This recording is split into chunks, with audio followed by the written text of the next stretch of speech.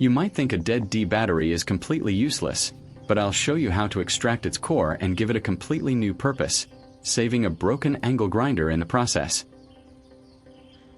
I started my day wanting to do some work, but my trusty angle grinder just wouldn't turn on. Let me plug it in and show you. See, dead as a doornail. I suspect the carbon brushes are worn out, a very common issue with these types of heavy-duty motors. To confirm my suspicion, I need to open up the side compartments where the brushes are housed. I'll take my screwdriver and carefully remove these caps.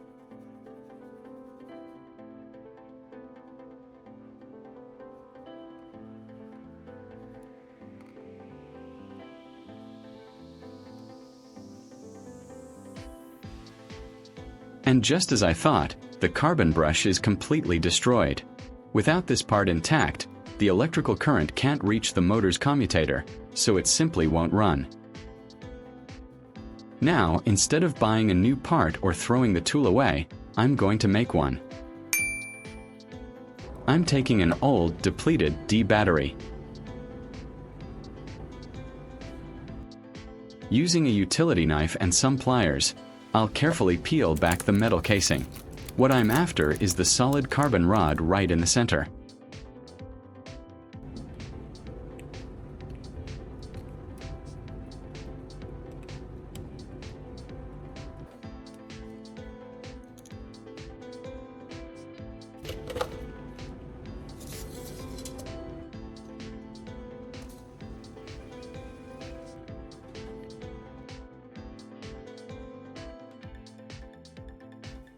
Carbon is an excellent conductor of electricity and is exactly what those factory brushes are made of.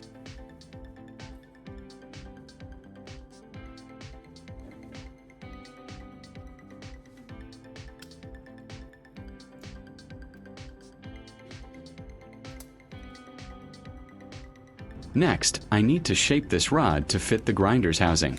I'll secure it tightly in the chuck of my drill. By spinning the rod against a file, I can evenly grind down the diameter. This spinning method ensures a perfectly round shape and speeds up the process significantly compared to trying to file it down by hand.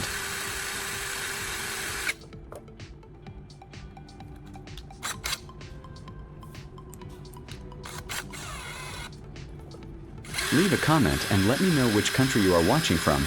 It's great that we can connect and chat from all over the world.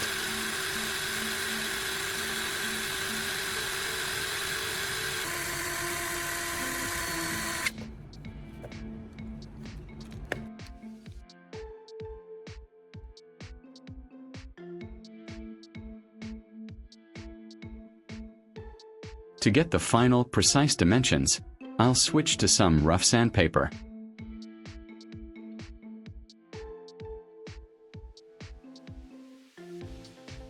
I'm sanding the carbon rod until it's just the right thickness to slide smoothly into the brush holder of the angle grinder. It needs to be a snug fit, but not too tight so the spring can still push it forward.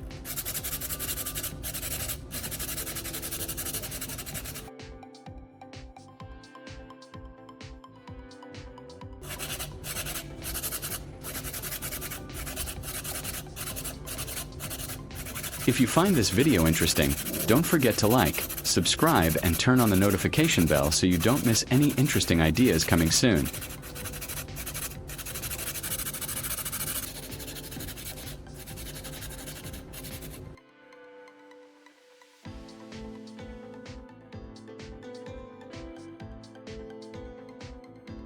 Once the overall thickness is right, I need to cut it to the correct length.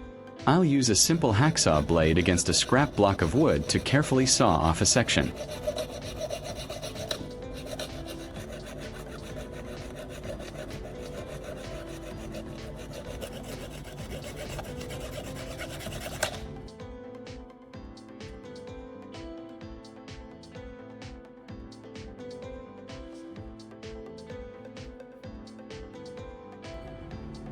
Then, a quick sanding of the flat ends ensures good, flush contact with the motor's internal components.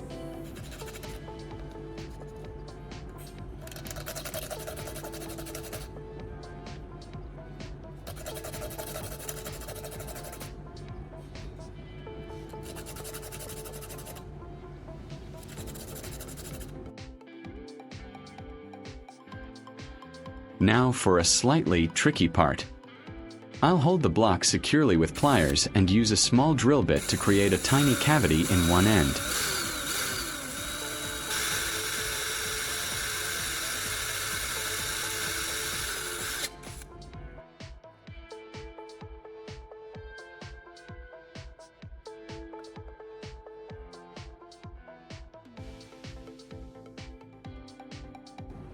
I need to attach the old spring and wire to our new carbon block so it functions like the original.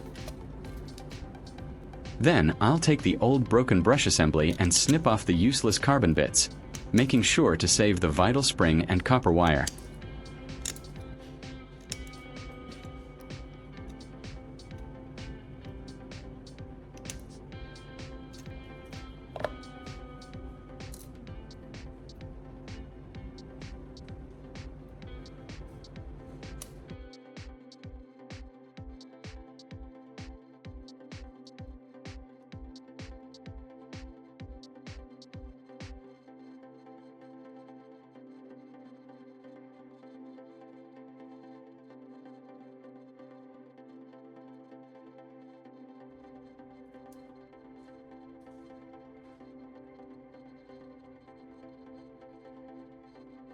I'll carefully insert the end of the copper wire into the small hole I just drilled in our new carbon block.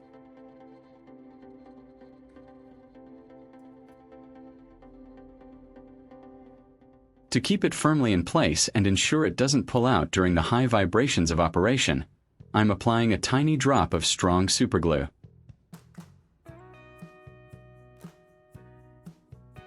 I will use tweezers to add carbon powder into the new block. This will secure the physical connection while still allowing the electrical current to pass through effectively.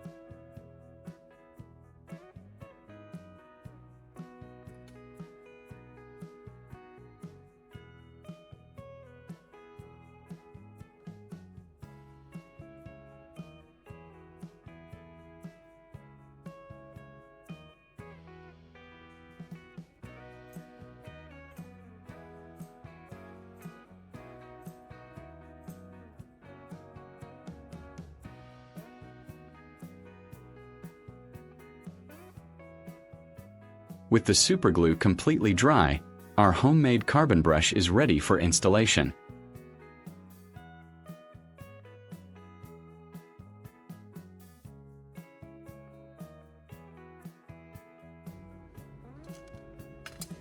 I'll gently slide it into the slot on the angle grinder, making sure the spring is seated correctly behind it to provide tension, and then screw the protective cap back on tightly.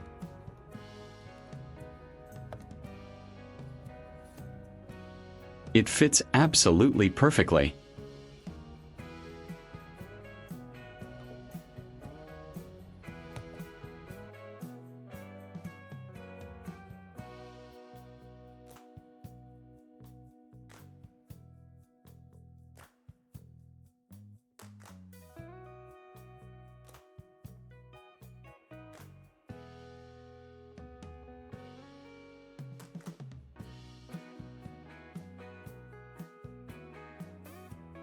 I will plug it back in and test it on this heavily rusted knife. Wow, look at that! It fires right up, the motor sounds strong, and we have full cutting power. See how perfectly it works? We just fixed a broken power tool using a piece of trash.